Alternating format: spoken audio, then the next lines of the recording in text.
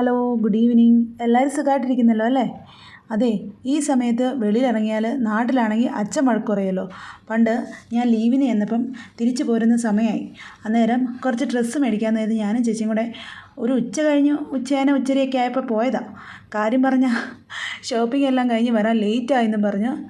അയ്യോ, അതാണെങ്കിൽ 2022 അച്ഛനങ്ങ് വഴക്കായിരുന്നു. കാലം പോയൊരു പോക്കി ഞാനാണ് ഇവരുടെ കൂടെ ഇതുവഴി നടക്കുന്നത്. ഇപ്പം തന്നെ സമയം ഒരു 8:30 ആയിട്ടുണ്ട്.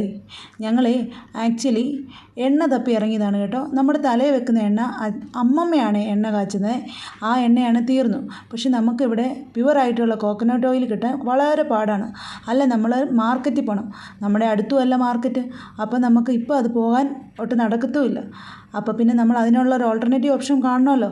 അങ്ങനെ ദേ ഈ എണ്ണ തപ്പി ഇറങ്ങിയാണ്. ഈ സലാലേന്ന് എഴുതിയേക്കുന്ന ഈ എണ്ണ തപ്പി ഇറങ്ങിയതാണ് കേട്ടോ. ഈ വെളിച്ചെണ്ണയ്ക്കൊക്കെ എന്താ വിലയല്ലേ? അപ്പോൾ ഇവിടുത്തെ അവസ്ഥയൊന്ന് ഓർത്ത് നോക്കിക്കേ. ഇതാണ് പ്യുവറാണ് കേട്ടോ. ഇത് നമ്മുടെ സലാലേന്ന് ഉണ്ടാക്കുന്ന എണ്ണയാണ്. ഇത് നമ്മുടെ അടുത്തൊരു ഷോപ്പിൽ തന്നെ കിട്ടി. കുറേ ഷോപ്പിൽ കയറി, പക്ഷെ അവിടെ ഒന്നും ഇല്ലായിരുന്നു. ഇപ്പോൾ ദേ എന്തോരം റീൽസൊക്കെ ഇറങ്ങിയേക്കുന്നത് ഈ എണ്ണ കൊണ്ട് പണയം വെച്ചിട്ട് ലോൺ അടയ്ക്കുന്ന അവസ്ഥ. ഓക്കെ, അപ്പോൾ നമ്മൾ എണ്ണയൊക്കെ മേടിച്ച് നേരെ അവിടെ നിന്ന് വിട്ടു.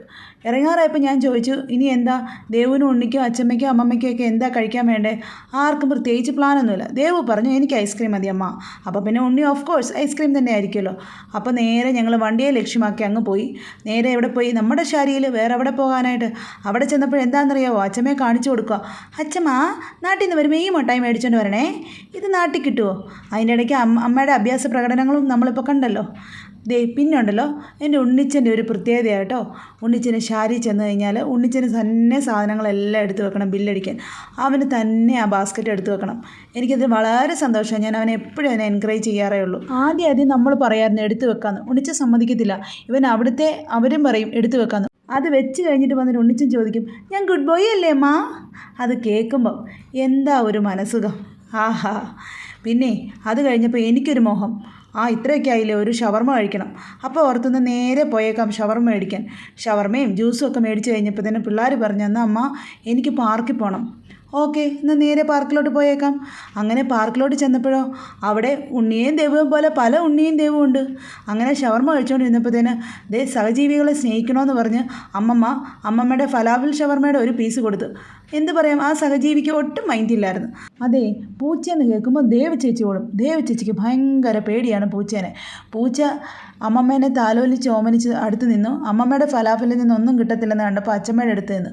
പാവം, അച്ഛമ്മയും ഫലാഫിലാണ് കഴിക്കുന്നതെന്ന് അതറിയുന്നില്ലല്ലോ. പിന്നെ ആണെങ്കിൽ ആകെയുള്ള ആശ്രയം എന്ന് പറയുന്നത് ഉണ്ണിച്ചനാണ്. ഉണ്ണിച്ചന് പിന്നെ അങ്ങനെയാണ്. പൂച്ചയെന്ന് പറഞ്ഞാൽ ഉണ്ണിച്ചന് ഒരു തരി പോലും പേടിയില്ല. ഉണ്ണിച്ചൻ്റെ ചിക്കൻ പീസുകളൊക്കെ കൊടുത്ത് പൂച്ചേനെ സന്തോഷിപ്പിച്ചിട്ട് ഉണ്ണിച്ചൻ ഇടയ്ക്ക് കളിക്കാൻ പോകുന്നു, ഇടയ്ക്ക് വന്ന് പൂച്ചേനെ അന്വേഷിക്കുന്നു, ഇടയ്ക്ക് കഴിക്കുന്നു. അതെ, എനിക്ക് തോന്നുന്നത് എല്ലാവരും ഡിന്നർ കഴിച്ചിട്ടാണെന്ന് തോന്നുന്നു ഇവിടെ പാർക്കിൽ വന്നേക്കുന്നത്.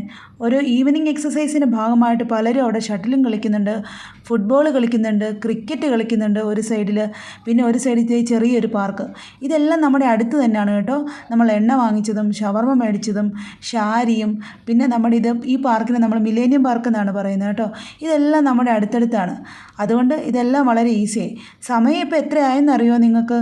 നോക്കിക്കേ, 10:45. എന്നിട്ടും എന്തെങ്കിലും ഒരു കൂസലുണ്ടോ നോക്കിക്കേ, രണ്ടാൾക്കും വരണമെന്ന്. അങ്ങനെ ഞാൻ രണ്ടാളെയും വിളിച്ച് ഞങ്ങളെല്ലാവരും കൂടെ അവിടെ നിന്ന് പോന്നു. വീടോട് അടുക്കാറാകുമ്പം ഞങ്ങളുടെ വണ്ടിയിലെ ഒരു സ്ഥിരം ഡയലോഗാണ്, നമ്മുടെ അവിടെ പാർക്കിങ് കാണുമോ ആവോ, നമുക്ക് സ്ഥിരമായിട്ടുള്ള സ്ഥലത്ത് കിട്ടുമോ ആവോ. ഇങ്ങനെയൊക്കെയാണ് കേട്ടോ.